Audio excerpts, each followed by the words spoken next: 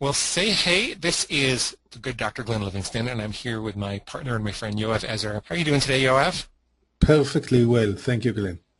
Well, I'm glad to hear that. I know you're lying because you had a death in the family this week and everything, so I really appreciate you doing this. That's what business is like sometimes. Sometimes the show has to go on, and people show up with their best game face, and they take care of everybody else. So that's what we're going to do. We're here to talk today about how you can create information products with joint ventures. Just in case people don't know, I'm actually not very fond of the word information product, but it's a very popular word. And it comes from the days when the direct response champions figured out that they could sell paper and ink for 10 times margin, with a 90%, 95% margin, basically selling newsletters, DVDs, audio tapes, that kind of thing. What they figured out was that people buy benefits, and some of the best products you could sell because they were so high margin were products that were really purely information about how to get rid of a problem that you have and you don't want, or how to get a result that you don't have and you do want. And I actually think that the information product marketing process that sprang up around that, when it's done right and ethically, has more to do with using the internet to supercharge your ability to form relationships. Because in the end, if you want to solve a problem that you have but don't want, or get a result that you want but don't have, what you'd ultimately like to do is sit down with a loving uncle or aunt in their living room and say, hey, Uncle Harry, I've got this problem. You're older and wiser and more experienced in this area. What should I do?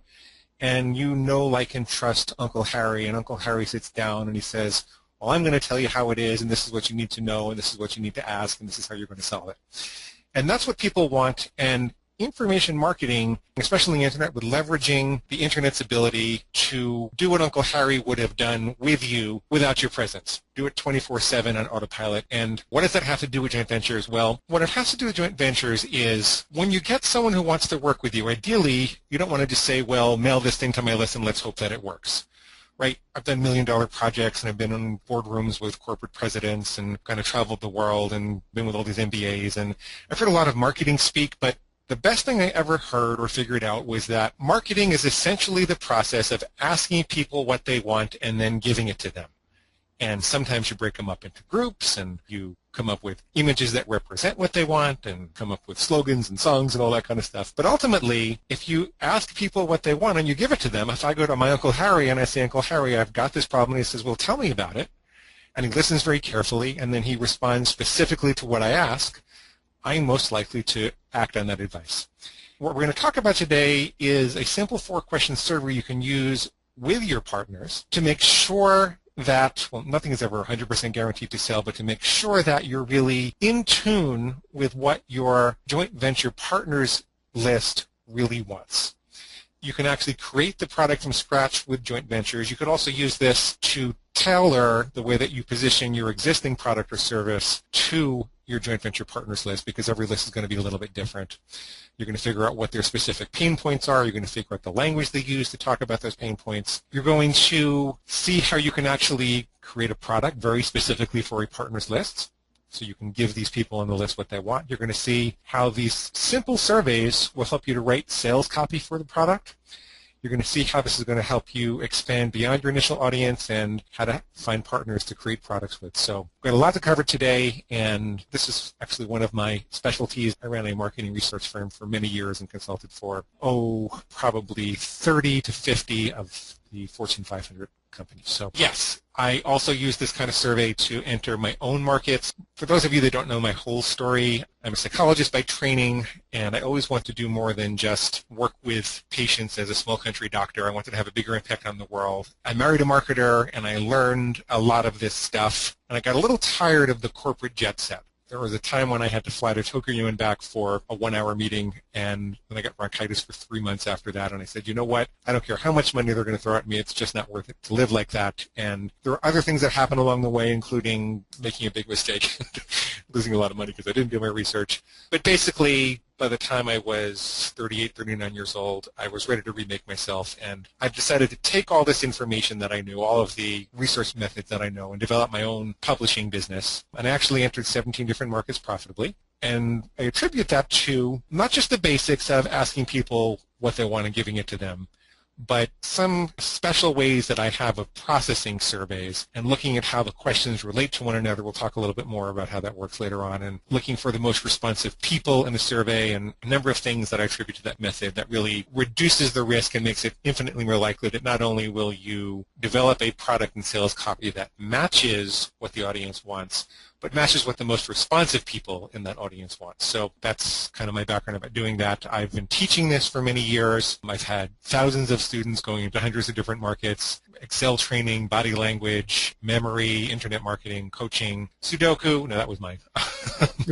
Consulting, karate, as many different niches as you could think of. I've had people that are using this to enter it, and they all spend a lot of time figuring out how to do it because it really does reduce the risk. Nothing is guaranteed 100%, but it really does reduce the risk. And if you think about it, it makes sense, because if you know what people want, then it's less risky, right? Okay. The idea is that you combine this survey with joint ventures to create a product or service that sells to the list of your partner. That's the idea. I'm pausing sometimes because my attorney tells me we can't ever say that the product will 100% sell, but we're dramatically reducing the risk, and this makes the most sense to me. I don't know why anybody would want to do it without this method, but... Can I add to that, Glenn? Yeah. What you're doing with the survey method and joint ventures is you're reducing the risk, or you're creating a much higher chance of success by adding joint ventures to that, because you're not only using the survey on a stream of people that comes from a search, you're using it on a very cohesive group of people that exist on a person's list. They're already thinking the same thoughts, and they're living in the same kind of world, and they have the same kind of values, so you're reducing the risk twice when you use joint ventures and the survey method. Oh, yeah. And if you remember back to video number 1, joint ventures are a less risky way of doing business anyway, because you're not marketing in a competitive environment. People are endorsing you and taking you from your email box or your regular mailbox or even a phone call. They're taking you from there to tell you about an offer, and it's not like you're marketing to people who are comparison shopping and looking at all the competitors. So when you combine that with the fact that this is researched, then you have a much greater chance of success. So what you do with the survey is you create a detailed product outline from the responses. It helps you write killer copy to sell that product, and it's not something that's a overnight profit plan, but it's the basis for something that can sell for years and be the foundation of a really solid business because you took the time to figure out how to really partner with that person. Okay. So here's the process. You send the survey to the joint ventures partner list, and if the response is good, well, Yoav has a number there of 100 answers. It really depends upon the size of the list. Right. But I think what you're saying, Yoav, is that you need at least 100 answers before you can work with the data. And I prefer that you had 150, 200 answers. I prefer that. But there is an element of assessing the risk in the survey itself because, see, if your partner sends a message to his list, and that message says, I need your help, first name, whatever the people's first name is. And if they're not going to get 2 or 3% of the people to click through on that, and then somewhere between 1/3 and a half of the people to actually answer this very short survey process, what it tells you is they don't have a terrific relationship with their list. Now, does that mean you shouldn't go forward? No. Depending upon how big their list is and how willing these people are to mail for you, you can still make that really work. But it is an indication of the relationship that the owner has with the list. So try to get those numbers, and maybe don't necessarily say anything to your partner about it, but keep track of it and compare that between partners, and you'll be amazed at what a good indicator that is of how well that partner takes care of the list, and maybe spend a little more time working with the people who take better care of the list, and ideally they have large lists too. Yeah. Okay. And if I can add, it also might indicate, if you're getting a very low response, that the subject of the survey is not interesting to the list. So the people in the list are not interested in that subject. They don't have an opinion. Either way, if it's a low 1% or lower, it means that something is not going to work here. Yes. Well, if you have a really cooperative, eager partner who's willing to engage in this method, you might want to have them watch this video to get them motivated about it. If you have a cooperative, eager partner who's willing to do that, they can actually send several surveys over the course of a month or two, and you can decide to develop the product that has the best response. That's another way of assessing what the list really wants, is just their willingness to fill out the survey in the first place. The flip side is if you get a very high response, then you know that you're onto something good. So, for example, for this product, the one you're learning from right now, we got about a bit more than 4% response, which indicated that it's a subject that interests the list. More than 4% of the people that we sent this to clicked through and took the survey, and I think they all took the survey, but I know that more than 4% of them clicked through. It was the highest number of surveys that I ever got from sending an email to my buyer list.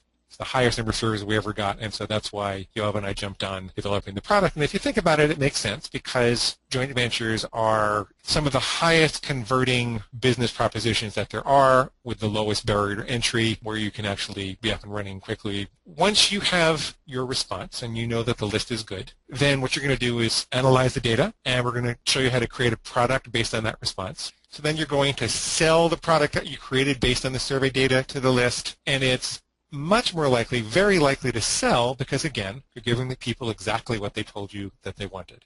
When you run the first set of sales, you might not want to run it to the whole list because you can get initial testimonials and feedback and add that to the sales process, and then your process is even more likely to sell, and you can make the most from going back to your partners list there.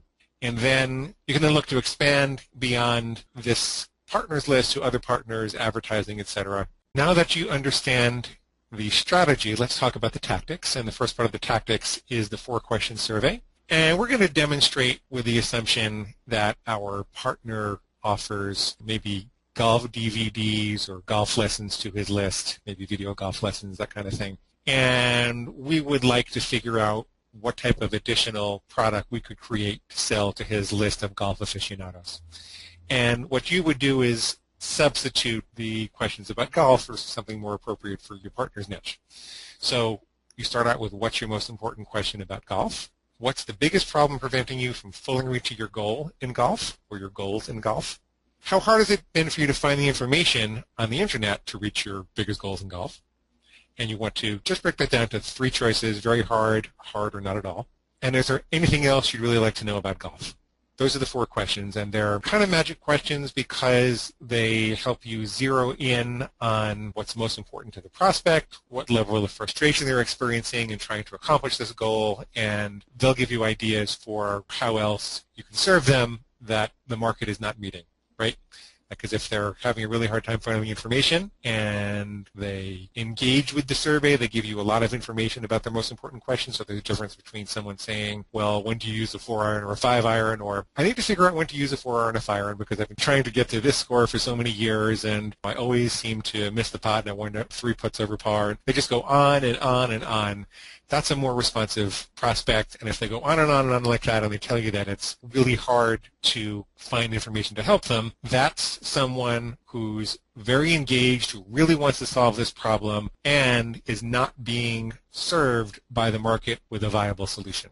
What you want to do is filter out the shorter responses and the information that people say is really easy to find because they're saying they want to know that, but they've seen a bunch of things and they just haven't really bought yet. You want to figure out something that's a real point of difference. You want to find out something that really will make you shine above everything else they've seen in the market. So filter out those shorter responses, filter out the responses everybody says it's really easy to find, and then group the questions into subjects. And to create a book, you write a chapter for each subject. To create a set of CDs or DVDs, you find an expert on each subject and you record an interview with them, or maybe you are the expert, but if you don't have to be the expert, you can certainly find people to talk about this. You make an audio or a video for each one, and now what you have is a product that is matched to what people who are more responsive in the market really want.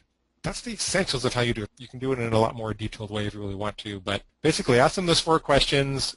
Look for the more responsive people who give you longer messages and say it's hard to find, and then you write a book answering the questions with a chapter for each subject, or you record audios and videos for each subject, and voila, you have an information product that matches what the most important people in the market say that they want. Just want to go back to the first point, to the first bullet. When you first start to get responses from a list, you're very excited, but you really need to filter out the non-responsive people. I have a list, I have several lists about Excel, and I ran a survey about one type of Excel object, and I got a ton of responses, but all of them were short, like 2 words or 3 words. And when I talked to the people, they told me, listen, we like you. I'm the list owner. They have a relationship with me. So we wanted to answer the survey, but we didn't have much to say. So that was an indication for me not to create an information product for this survey. That's an important point. That just says that the people have a good relationship with the list, so they wanted to comply and help the list owner out when the list owner had a request, but they're not really so interested after all. Right. You do want to see that at least 20 or 30% of the people are giving you long answers and saying that it's difficult to find information. Okay, moving forward. We kind of talked about this, but once you have the whole product laid out with your subjects and questions from the most responsive people in the market, then you find some experts. You create a joint venture with the experts, and you interview them in an audio or even in a transcript. Sometimes there are email interviews that go back and forth. But you get their deep level of knowledge, and you can kind of borrow their credibility. Once you engage these people like that, you'll actually have another joint venture partner who may be willing to promote the product because they're going to want their audience to hear how cool they came out on the interview, and so you're actually extending your reach for the product. Glenn, I want to add what they can learn in the advanced training, if that's okay. Yes. In the advanced training, in the full joint venture fast track training, you will discover how to easily find these experts. We show you 2 sites that hold thousands of different experts, and you can easily find the expert you need for your specific product. And we will also go into great detail on how you can get them to work for you for free, so you retain the profits. And that's especially important because if you start dividing up your profits, then eventually you'll stay with very little. And you need to remember that you're also giving profits to your original JV partner, so you don't want to give any more parts of the income to other experts, and we show you exactly how to do it. And of course, when you buy the full training, you'll get access to all the extras we already have in the Joint Venture Insiders Club, and you can start working with them to create your products. Yoav, can you just say a few more words about what the Joint Venture Insiders Club is, because I don't think we can assume that everybody's watched every video. Would you like me to do that? Sure, go ahead. One of the things that Yoav and I realized as we were producing this product was that it would be great if we gave people a fast track to connecting with experts that were like-minded in terms of the philosophies that we talked about. Like, wouldn't it be great if you found a partner who had already watched a video like this and really understood the survey process so that you wouldn't have to convince them to do a survey?